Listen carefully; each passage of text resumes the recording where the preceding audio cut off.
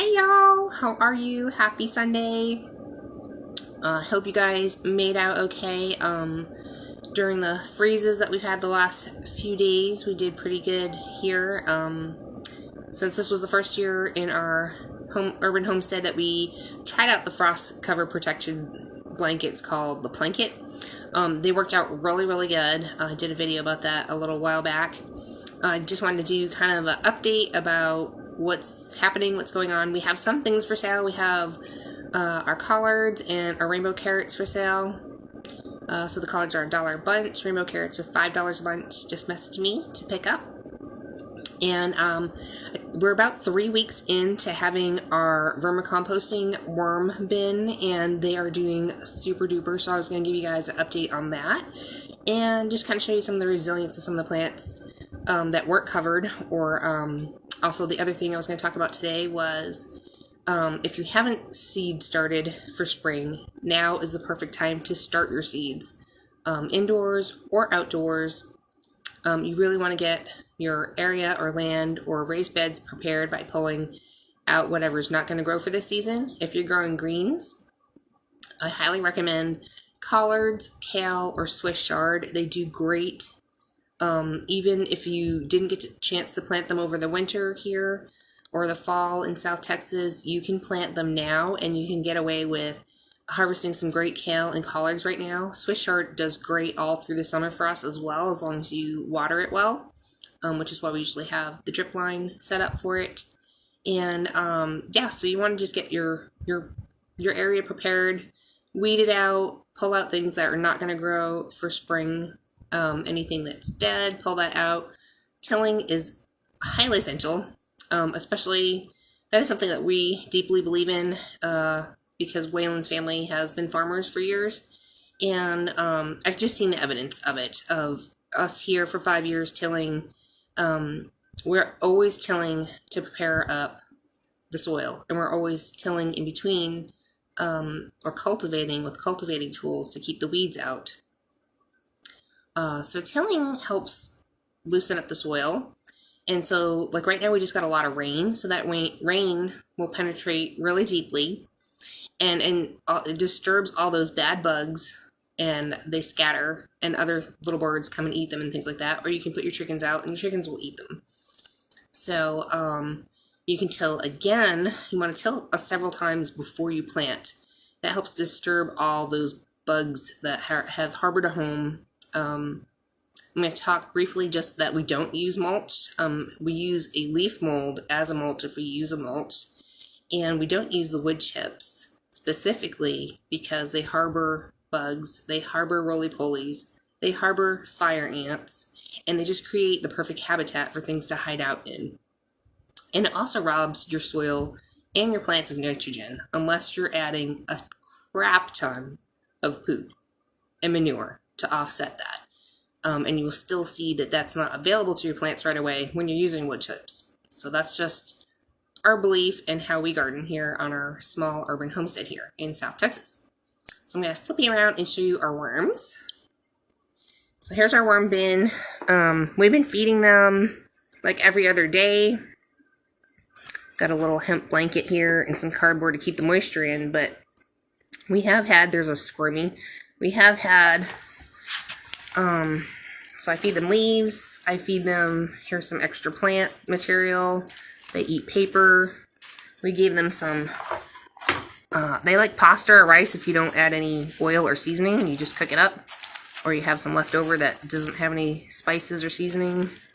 So they haven't quite gotten to the pasta because I just fed them yesterday, but this is a little bit dry. Here's a little guy here. We did get 3 varieties, here they are, they're all hanging out in here. There's red wigglers, big reds, and the blues. So I've got 3 varieties. It's a little bit drier than I would like it because we've had the heat on in here. So I'm just going to add, they don't like it sopping wet, but they do like it moist. So, and it looks a little dry to me. So I added probably about 2 cups of water today. And I'll just kind of recover. This is just a cultivator, specifically for worms. It's not metal or sharp or pokey, so it's not really going to hurt them. It just kind of fluffs things around. we're going to put our cardboard back on, my hemp blanket, and our cover. So these guys should be ready in about another week, finishing up this compost, and then I will put the second layer of bedding on. They'll move up to the new food.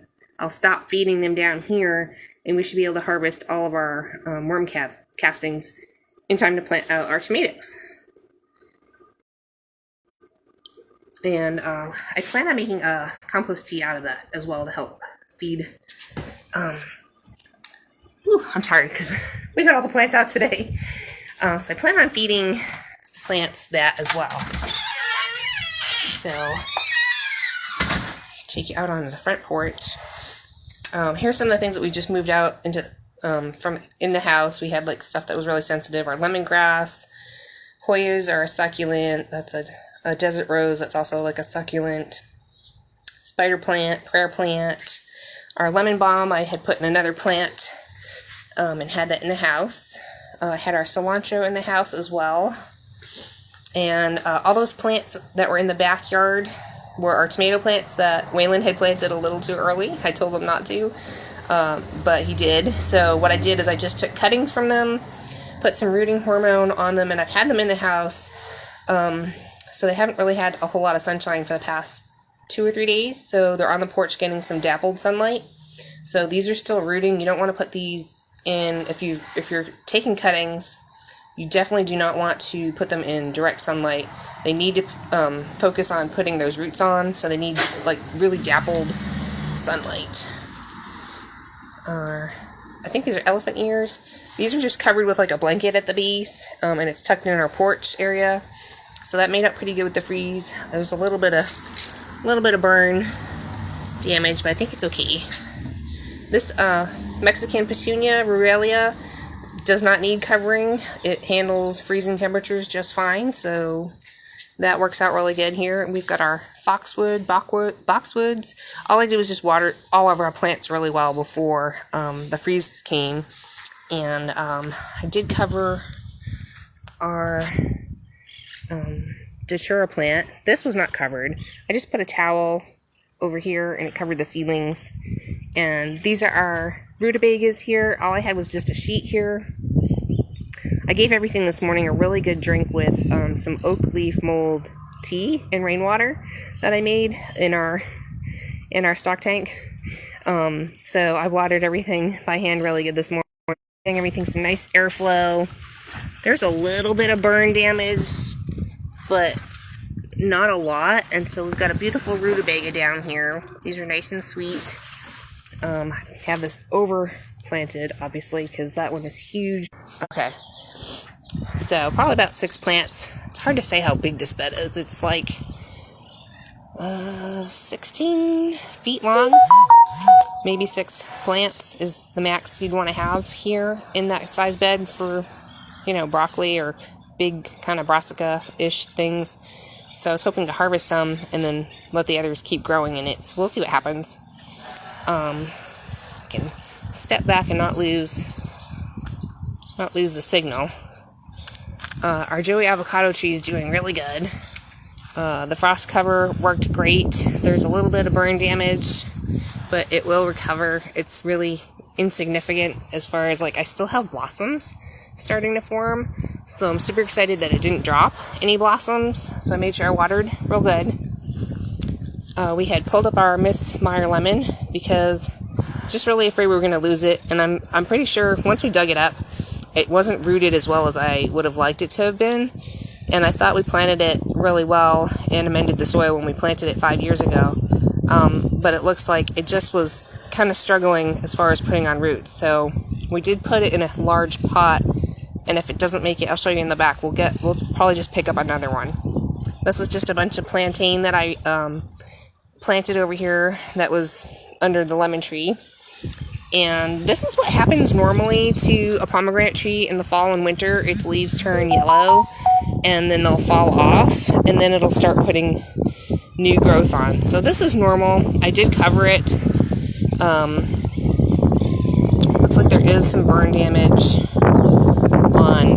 This is from last year's freeze, So last year, 2021, we had a freeze really hard to 17, 16 degrees here, and it did cause a little bit of damage, but those were all new shoots, so I don't see any damage on the new shoots. And here's our aloe. I just covered these with towels and contractor trash bags. Had them up to our house so they had some radiating heat. They made it okay. There's a little bit of burn, orangey brown, but it will recover. It looks pretty good. This surprised the heck out of me. So anyway, this area I'm probably going to plant some comfrey. I've got some seed coming, but this is starting to open up. Look at how resilient these sunflowers are. I'm not even sure. I've just planted wild sunflowers that I had in packets. I honestly can't remember what they are. I mixed up a bunch of seed, threw it in here, and I did not cover these at all. And there's tons of sunflowers on this thing. Look at that. That's crazy. Not covered, just watered. So we've got sunflowers. And here's our bottle gourds.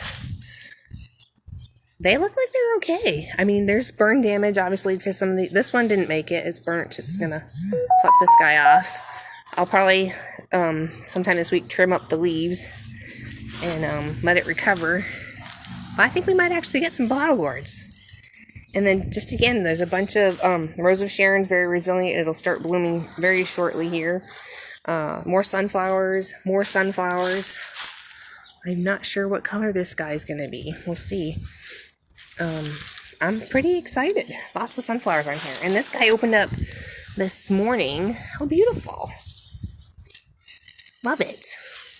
And there's our grapevine. So that's what...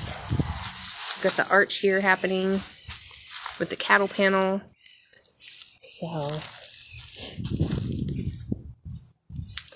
And, it was... Last Texas freeze was crazy. We moved all these herbs inside the house, which just left us with no room at all. So, 10 by 20 blanket frost cover protects to 20 degrees. So I did double it over. Hey, Nancy! I doubled it over and just covered it with bricks. And so I covered all these herbs, and all of them made it. I just didn't have the strength to bring in this rosemary. It's so heavy.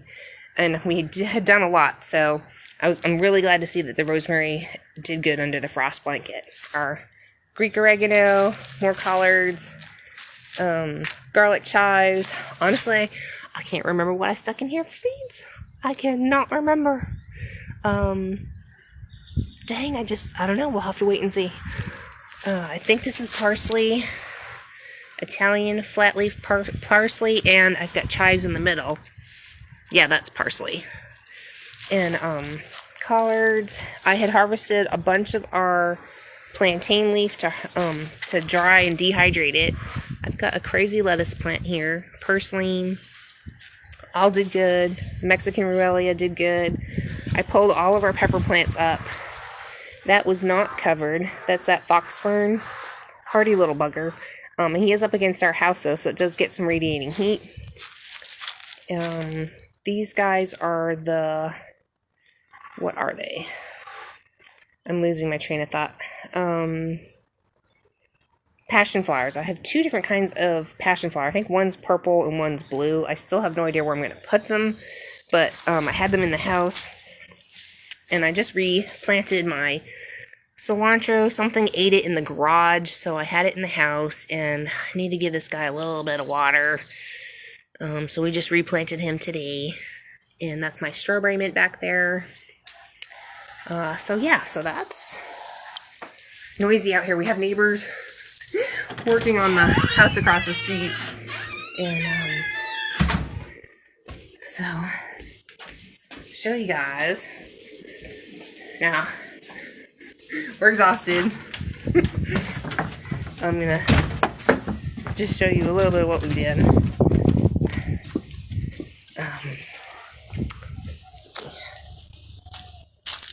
So flip it around.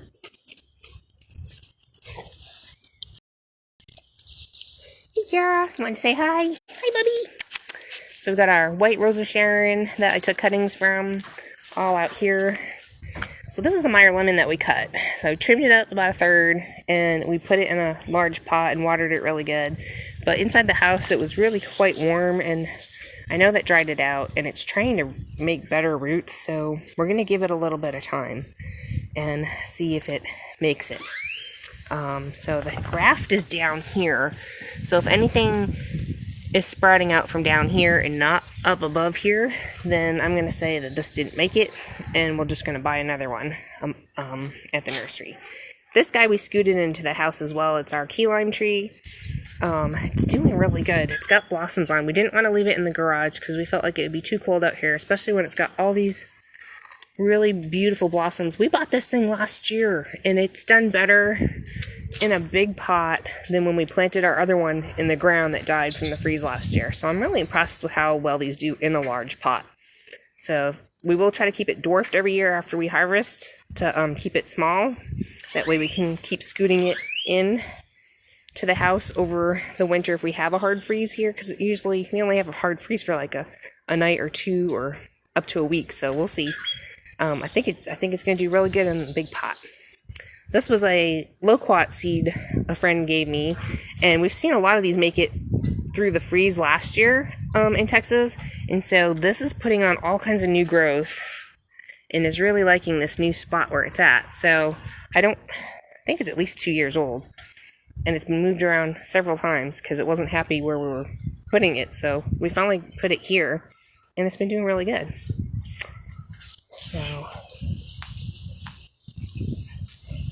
So there is our hoop house, not a greenhouse, but we have been covering it with a large tarp, and then on days where it's sunny like this, we're opening it up and just rolling the tarp back.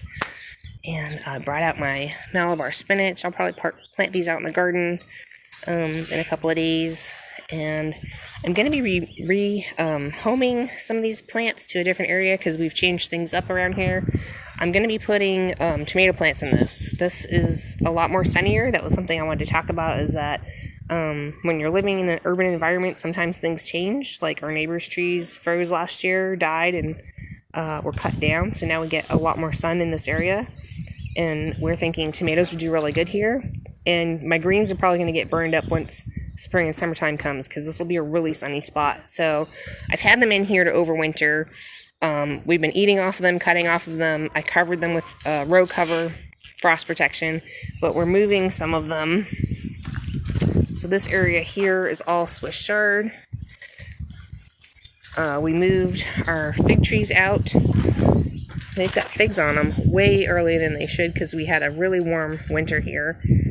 Normally we get figs and harvest them July 4th. So these were in the hoop house with heat. These have figs on them, same tree. And this was not covered, and this is very freeze and cold hardy. That's the Southern Living Little Miss Purple Figgy. I'm super impressed with this tree. It does have some rust on it from all the rainfall we've had. That's what happens when you water overhead, which we don't do, but we've had a lot of rain, so it's caused some rust. So it should recover from that. If the leaves are really bad, like this one, I will probably just pluck the really bad leaves off so the plant can recover a little bit better. So we have this to probably put a netting over for our fig trees. And we moved these beds again. So Waylon got these beds put back. These are together, so these are 4x4 beds, right? So there's 2 4x4 beds. I'm going to be pulling out the rest of our pak choi for us, or the chickens. There's some onions in here. I just replanted all of this with our, Toscano kale. So I got Toscano kale in here. So there's 25 plants in here. And then he's got these on here as covers. I used almost all of my rainwater tea with our oak leaf mold that was in here. It was just catching rain just from all the rain that we had the past few days. So we just used that on everything. Not sure the caladiums are going to make it. We'll see. I think this is the last one. But like our mums held out okay. And let's see, there's another flower I'll show you that did really good that you don't have to cover. So mums will make it pretty good usually if you're not having a freeze for too long. This is our jalapeno plant. I did cover it with like a blanket, so I think it'll recover. Brought these out. We're not sure what those are. We're waiting to see. I thinned out my kale over here a little bit to plant it in that bed over there. And so here's the hoop house. We already have tomatoes, which I showed you guys. Here's the dianthus. This was left out without being covered, and it made it last year in the freeze as well, so that's a really hardy flower. It's really pretty. So I took some cuttings of our oregano, Cuban oregano.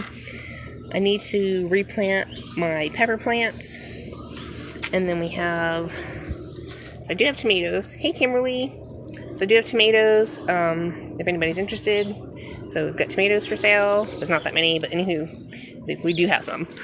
And we have like the Juliet. This does really good here. This is, if it's getting enough sun and the right nutrients and water once a week, it has been super productive. And like I said, I started all these tomato plants September and from seed. So I was hoping that they would produce a little sooner. It did take us longer than I thought to get tomatoes on these plants. So if I was gonna probably do it again, I would probably start seeds in July and have plants that were ready to harvest before a freeze came. So that was something I would change about that. But we were able to take some cuttings. I took cuttings a couple of different times. So I've got cuttings of the Juliet in the front that you saw in the front yard. Here's a Juliet. Here's a Juliet. I might have too many Juliets, so if anyone's looking for Juliet tomato plants, I'll have some for sale. So I've got some Lunchbox Peppers. So these are bell peppers, but they're multicolor. So they'll be red, orange, and yellow. So you'll have little red, little orange, or little yellow lunchbox size, like half the size of a bell pepper plant. I thought those would be super fun, because sometimes we don't always use a whole pepper. So I thought it'd be fun to have like the half size ones. We're testing out a variety that Waylon has here. I think I only have a couple of the Calypso that made it. And I'm not sure if these are Calypso. We're going to have to wait and see, because things got moved and these weren't labeled. So I'm thinking they're Calypso. Here's our money makers. These make a really large cherry tomato. This is an heirloom, does really well. Arkansas Traveler is a nice heirloom that does really well here. Heat and crack resistant. We've got the Sun Gold tomato. It makes a yellow cherry tomato, so I'll have some of those plants for sale. Only one of my chili pekin seeds looks like it made it, so we'll see how that guy does. And this is a hybrid. This does really well here. It's a determinate/indeterminate variety. It's called Husky Red. It makes a nice medium to large red tomato that's really sweet and juicy. I like that one. I like the Calypso. I like Arkansas Traveler. And there's another variety I want to try this year, so I ordered some seed to try. But that hasn't arrived yet. So anyway, those are doing good. And I gotta replant my Malabar Spinach. That grows really good here, but it can't take a freeze, so that's why I dug them up and just stuck them in a pot. And then hopefully we won't have any more freezes coming.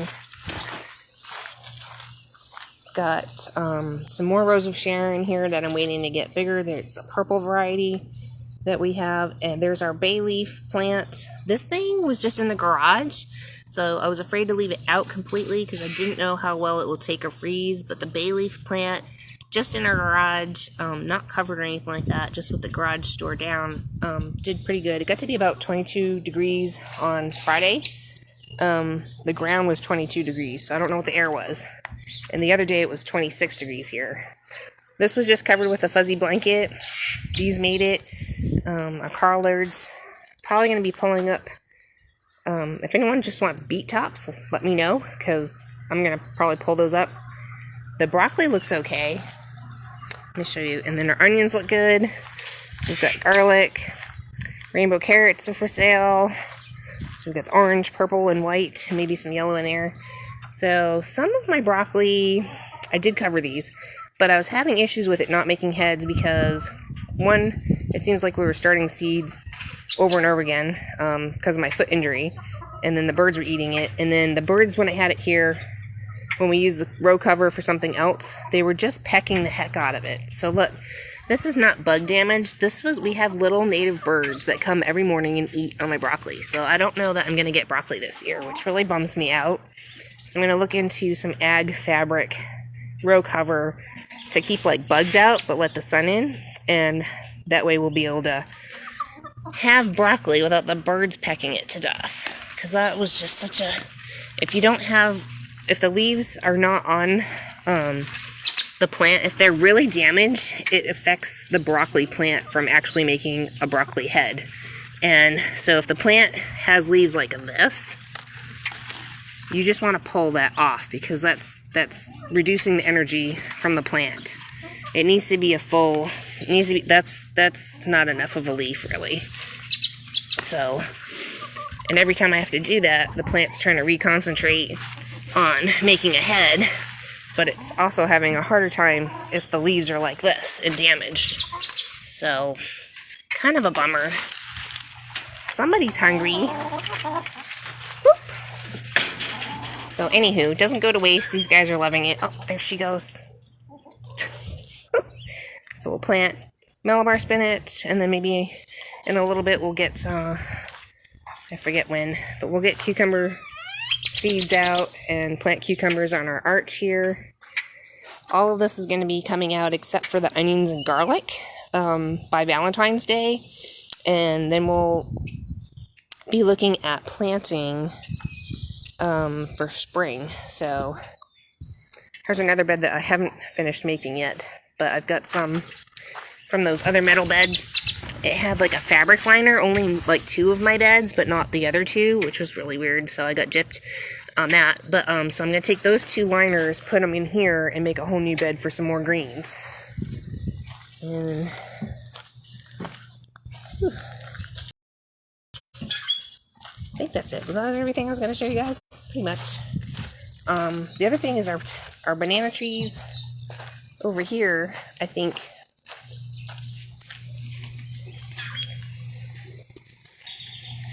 because we didn't have a really hard freeze up there, we may get bananas. So we have bananas on here that look like they don't have any burn or frost damage, so we'll just have to wait and see. And I did dig up, because I only have one of these.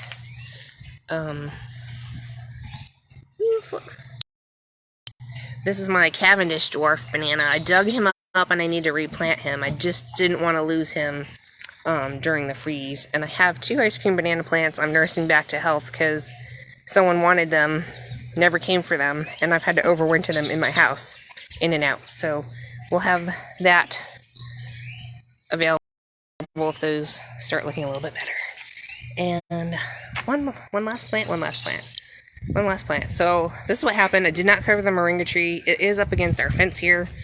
So it did get some damage, but it will come back.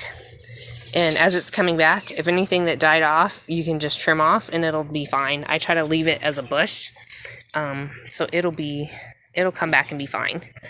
It's really heavy and there's no way we could, I think I just put like a towel or something around the base of it. Sorry. Around the base of it here. So, let's see. I do have at the top of the Facebook page that we have planting guides for spring. Gill's Nursery, Texas A&M Agricultural website. We don't plant everything that we could, so there might be some things that you might want to plant this spring that we don't plant here. Like you might want to be planting beans. You might want to plant, I thought about it. I was looking at seeds today and I was like, oh, I might want to plant edamame. And then I'm like, where am I going to plant edamame? So, since we moved everything around, I'm still trying to figure out exactly where we're going to be planting everything that we want to plant. And I have something else I want to order to plant here. And so we're trying to figure out where we would put that as well. So, I've got a little bit of seed coming. I have most of my other seeds.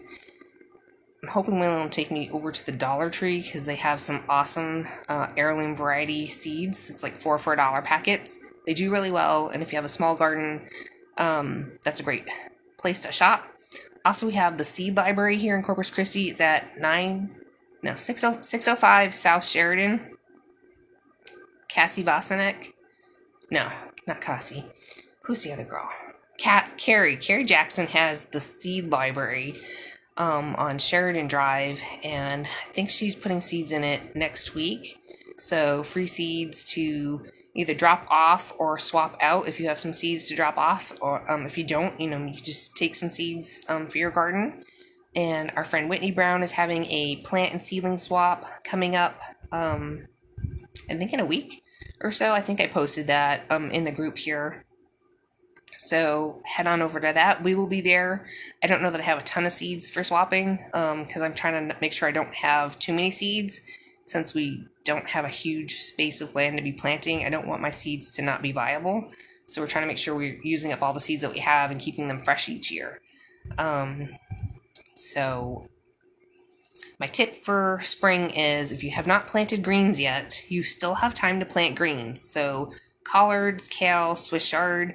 I would not be planting any brassicas because it will be too hot. They will bolt.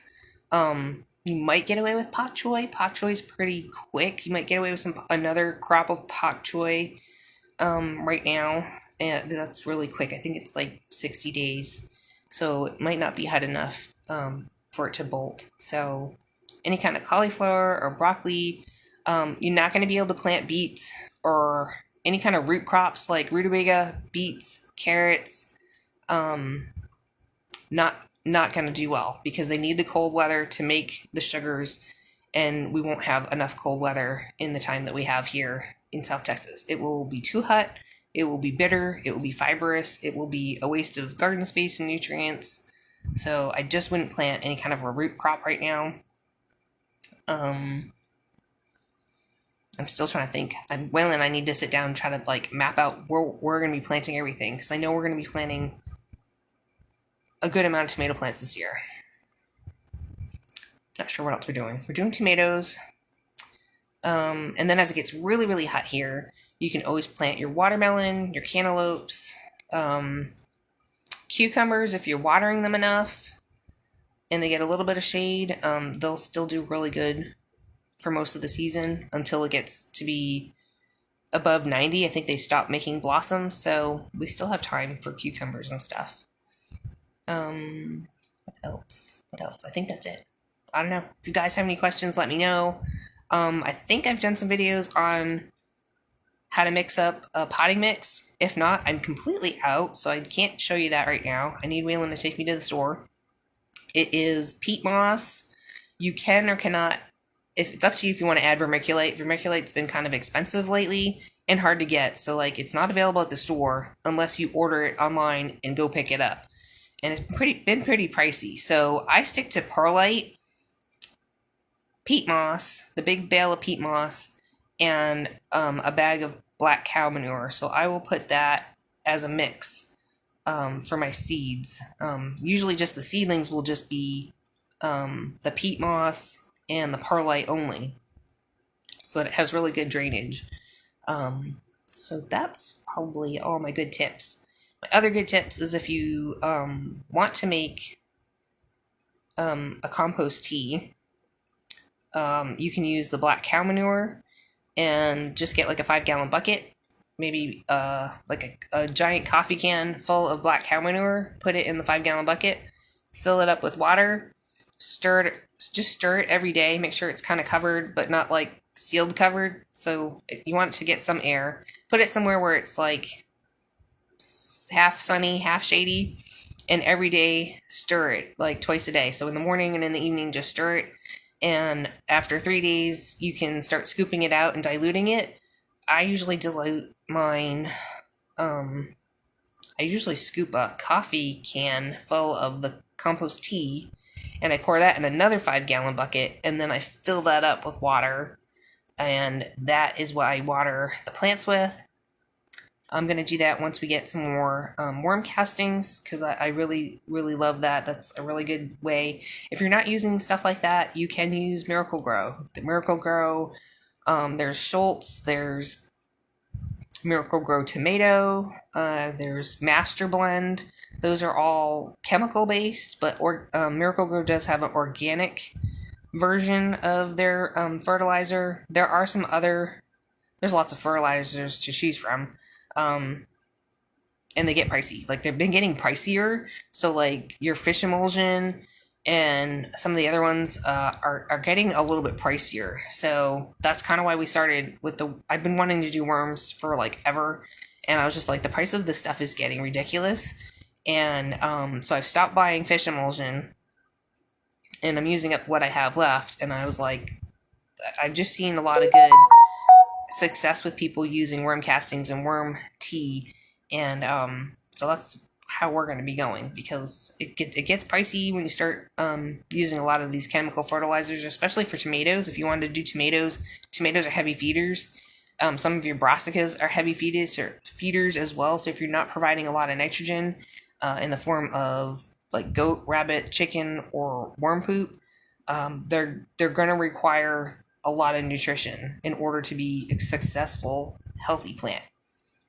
That's just the way of it. So we keep adding amendments in every year. We add spring and fall. We add bone meal, blood meal, azomite. We make our own leaf mold. Super easy. I'll just bag a bunch of leaves, throw some grass clippings in, poke a few holes, wet it with a hose, tie it up, and put it somewhere sunny. In about 60 days, you have leaf mold. Leaf mold is highly absorbable. Like, it adds a lot of moisture and fluffiness to your soil and your raised beds. It adds a lot of nutrients. It's a great starter mix for seedlings, and it creates a mycorrhizal fungi that is beneficial bacteria for the plant, so that it uptakes the nutrients better. So if you're doing wood chips, the wood chips are not creating that mycorrhizal fungi as quickly or as readily absorbable, and it's the worms and the leaves that actually help uptake the nutrients better to your plants. So that's why we go with those. We go with the leaf mold. We go with we're gonna do the worm castings, the worm juice tea, and the compost tea. So hopefully those are some helpful tips. You want healthy plants, healthy soil, and that is a great way to build each season and throughout the season. So that's it. If you have any comments, y'all, put them down below. Happy gardening. I hope you guys have a great spring season, and we'll just kind of take you along and update you as we're planting stuff. And yeah, bye.